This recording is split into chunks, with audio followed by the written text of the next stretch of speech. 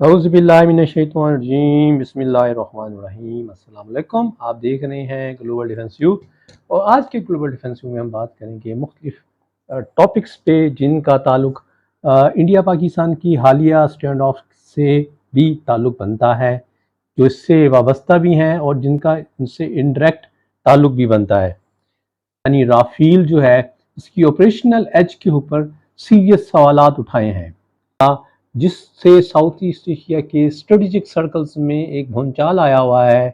कि पाकिस्तान ने हालिया जंग में 20 इंडियन एयरफोर्स फाइटर जेट्स को लॉक किया था, लेकिन उनमें से सिर्फ उन्होंने 6 को फायर किया। कि पाकिस्तान ने Turkish made coral electronic warfare system को डिप्लॉय किया था और इस इलेक्ट्रॉनिक वारफेयर सिस्टम की वजह से इंडियन एयरफोर्स फाइटर के रडार्स को ब्लाइंड किया गया, जिसकी वजह से पाकिस्तान एयरफोर्स ने कामयाबी से उन तैयारों को मार गिराया। जनरल द जेम्स वीकली के मुताबिक चाइना जो है विद इन मंथ्स पाकिस्तान को J-35A फाइटर एयरक्राफ्ट मुहैया करने जा रहा है। अभी भी अगर आपने ग्लोबल डिफेंस व्यूज को सब्सक्राइब नहीं किया तो आपसे रिक्वेस्ट रहेगी कि ऐसी मज़ीद इंफॉर्मेटिव व्लॉग्स के लिए आप ग्लोबल डिफेंस व्यू को सब्सक्राइब करें, लाइक करें, शेयर करें, कमेंट सेक्शन में फीडबैक दीजिए और बेल आइकन को प्रेस करें ताकि जब भी नया व्लॉग आए ग्लोबल डिफेंस व्यू का तो आपको उसका नोटिफिकेशन मिल जाए। फ्रांसीसी प्रेस्टिजियस इंस्टीट्यूट IFRI की एक हैरान कुन रिपोर्ट शाया हुई है, जिसने इस हवाले से चौंका दिया है कि फ्रांस की फ्रेंच एयर और स्पेस एयरफोर्स का माया नाज तफख्खुर यानी राफेल जो है इसकी ऑपरेशनल एज के ऊपर सीरियस सवालात उठाए हैं। इस रिपोर्ट के मुताबिक फ्रांस का मल्टी रोल राफेल फाइटर जो कि राफेल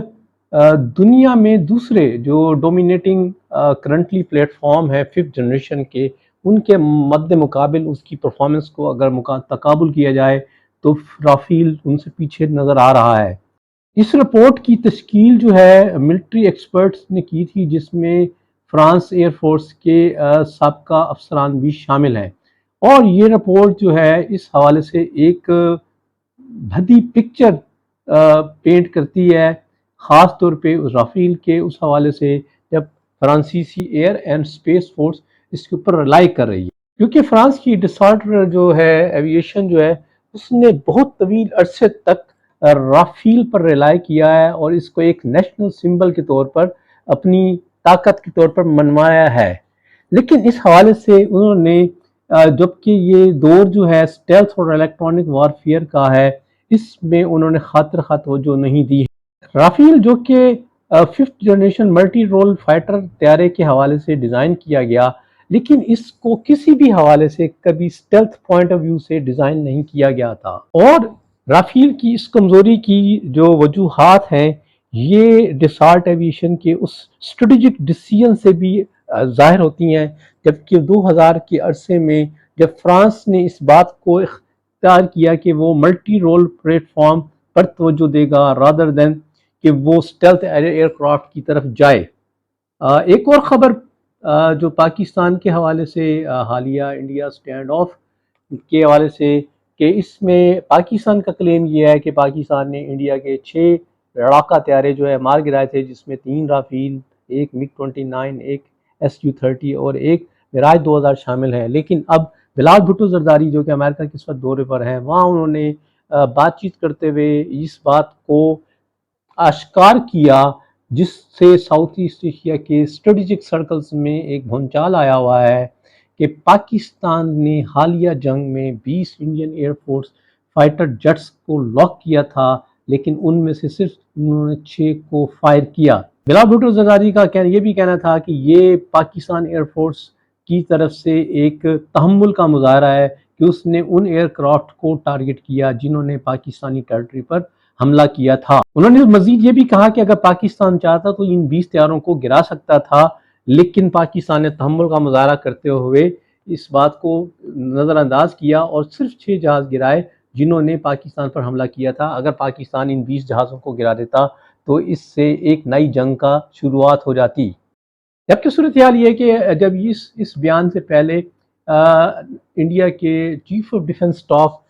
جنرل انیل چوہان نے اس بات کا ایڈمیشن تو دیا تھا کہ انڈیا کے جہاز گرے ہیں، لیکن انہوں نے اس تعداد بتانے سے گریز کیا. لیکن ان کا سوال یہ تھا کہ جہاز گرنے سے امپورٹنٹ یہ ہے کہ جہاز کیوں گرے.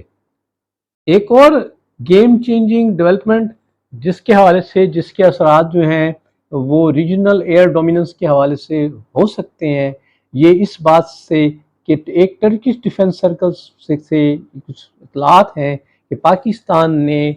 Turkish made Koral electronic warfare system کو ڈپلائی کیا تھا، جو کہ Turkish defence power house Aselsan کا بنایا ہوا ہے. اور اس الیکٹرانک وارفیئر سسٹم کی وجہ سے انڈین ایئر فورس فائٹر کے ریڈارز کو بلائنڈ کیا گیا، جس کی وجہ سے پاکستان ایئر فورس نے کامیابی سے ان طیاروں کو مار گرایا. ذرائع کا کہنا یہ ہے کہ کورل سسٹم جو کہ اپنے پوٹنٹ الیکٹرانک ڈسٹرپشن کیپیبلٹیز کی وجہ سے جانا جاتا ہے، وہ نہ صرف اس مارکے میں ایئر برون ریڈارز کو نیوٹرلائز کرنے کے لیے استعمال ہوا، بلکہ اس نے انڈیا کے جو ٹیرسٹریل ریڈارز ہیں ان کی ایفیکٹونیس کو بھی کم کیا. 6-7 مئی کی تاریخ رات میں جب انڈین فائٹر پائلٹس پاکستان پر حملے کے لیے فضاؤں میں تھے، تو اس وقت ان پائلٹس کے لیے ایک افتاد ٹوٹ پڑی جب ان کا اچانک اپنے ریڈارز سے رابطہ ٹوٹ گیا. اپنے ریڈارز اور اپنے بیس سے رابطہ ٹوٹ گیا، جس کی وجہ سے انہیں ڈسورینٹیشن کا سامنا کرنا پڑا اور ان کو پاکستانی ایئر فورس کے داغے گئے ایئر ٹو ایئر میزائلز کا نشانہ بن گئے. تو اب ہم دیکھتے ہیں کہ جی بیسیکلی اب یہ تو بہرحال ترکش ذرائع کی اطلاع ہے یا ان کا دعویٰ ہے. پاکستان کے حوالے سے ابھی تک ایسی کوئی کنفرمیشن تو نہیں ملتی، لیکن ہم بہرحال دیکھ لیتے ہیں کہ جی یہ کورل بیس جو ہے الیکٹرانک وارفیئر سسٹم کیا ہے. کورل جو ہے basically land based radar electronic warfare system ہے، جس کو ٹرکش ڈیفنس کمپنی اسلسن نے ڈیزائن اور مینوفیکچر کیا. کورل سسٹم بنیادی طور پر 2 وہیکلز پر مشتمل ہے، جو کہ میں سے ایک ریڈار الیکٹرانک سپورٹ سسٹم یعنی ای ایس ہے، اور ایک multi radar electronic attack system ہے جس کو فل اسپیکٹرم کوریج دیتا ہے. اور ان میں سے ہر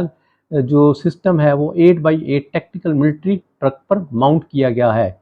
یہ electronic defence electronic elect system جو ہے اس کو ڈیزائن کیا گیا ہے کہ خاص طور پہ جیمنگ اور ڈیسیو کرنے کے لیے کنونشنل اور کمپلیکس ٹائپ ریڈارز اور کے لیے، اور اس کو ملٹیپل ٹارگٹ سگنلز